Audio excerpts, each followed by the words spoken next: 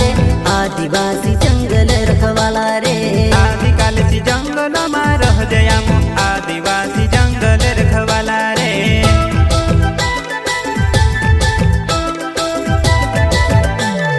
चल जंगल जमीन काजे पूजे रे आदिवासी दुनिया ने रखवाला रे बाप देव खतरी काज पूजे रे आदिवासी सबसे निराला